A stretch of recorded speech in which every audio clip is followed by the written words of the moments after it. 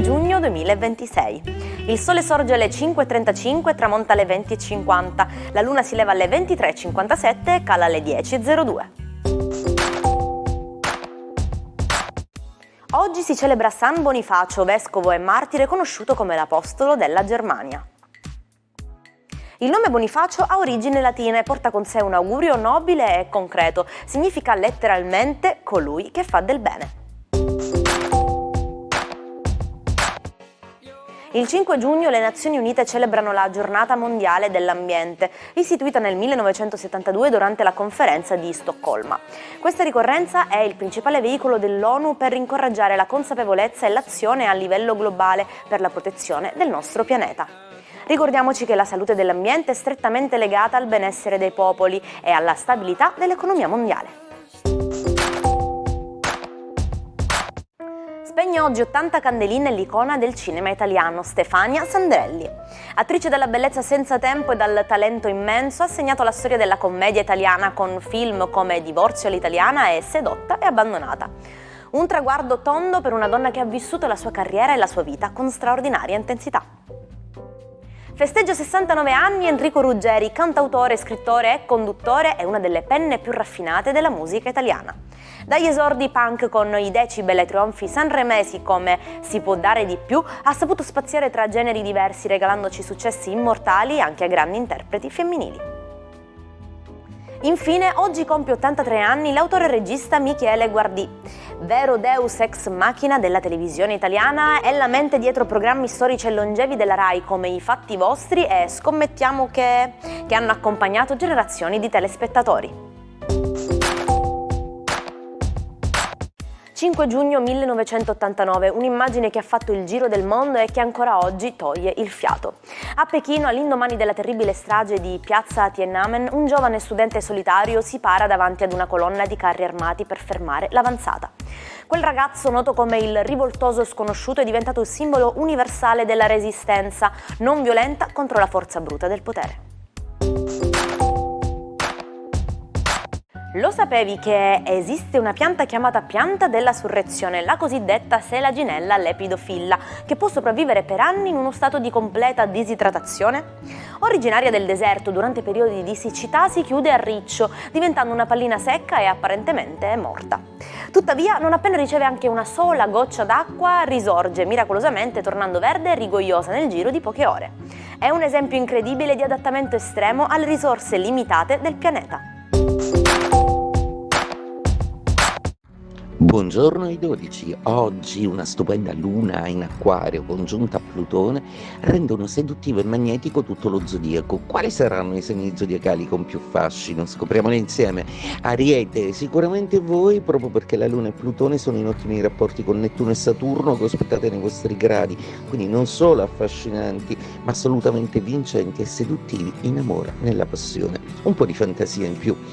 Toro, per voi oggi è una giornata che mette a dura prova il Marte che ospitate nei vostri gradi, proprio perché non sopporterete le frasi dette a mezza voce, le parole interrotte e qualunque cosa possa ostacolare una visione chiara delle cose. Gemelli, per voi oggi è una giornata fantastica e Plutone sembra promettere la trasformazione in amore che da tempo aspettavate, godetevela. Cancro, oggi è una giornata che vi lascia esenti dalle opposizioni, tranne Giove che inizia un po' a discutere con Luna e Plutone, per cui le ambizioni vanno un poco ridimensionate e tutto si deve un po' registrare in una maniera un pochino più soft.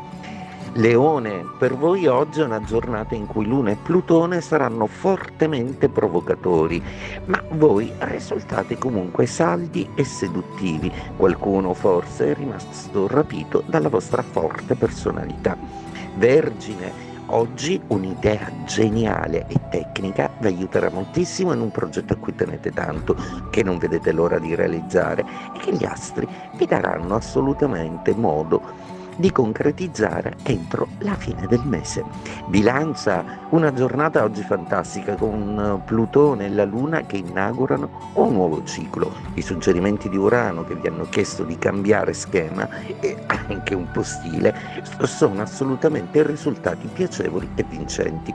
Scorpione, oggi è una giornata un po' complessa con quel Luna e Plutone di quadratura, ma sicuramente Venere e Giove sapranno farvi stare bene in amore ed è quello che conta.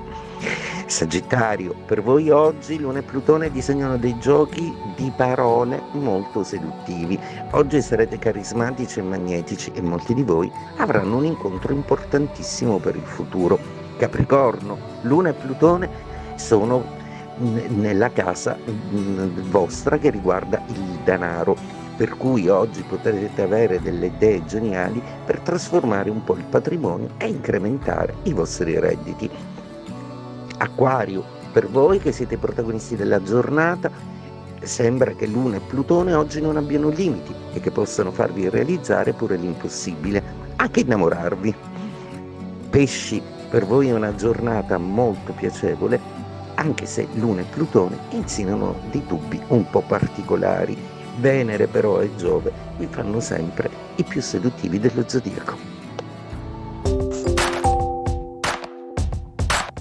Il 5 giugno 2010 sulla terra battuta di Parigi Francesca Schiavone scriveva la storia del tennis italiano. Battendo l'australiana Samantha Stosur diventava la prima donna italiana a vincere un torneo del Grande Slam, il Roland Garros, un'impresa leggendaria che ha riportato l'Italia sul tetto del mondo tennistico dopo i successi storici di Pietrangeli e Panatta. In inglese si dice a stitch in time saves 9, un punto a tempo ne risparmia 9.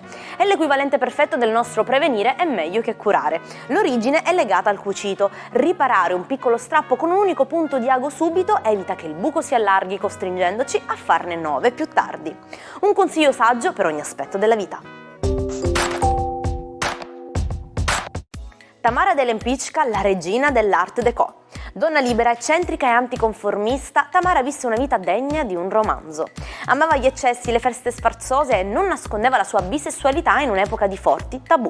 Celebre l'episodio in cui, insieme a Marinetti, finì in commissariato a Parigi non per incendiare il Louvre come sognavano, ma per un banale divieto di sosta. Una vita vissuta al massimo, finita poi tra la polvere del tempo e le ceneri sparse su un vulcano messicano. E ci salutiamo con la nostra frase del giorno. Dicono che il mondo è di chi si alza presto. Non è vero, il mondo è di chi si alza felice. Con l'augurio che possiate affrontare questa giornata con il sorriso, io vi ringrazio per aver scelto anche oggi il nostro almanacco. Io vi aspetto domani per scoprire insieme altri nuovi fatti e tante curiosità. Una buona giornata dalla vostra Jaire.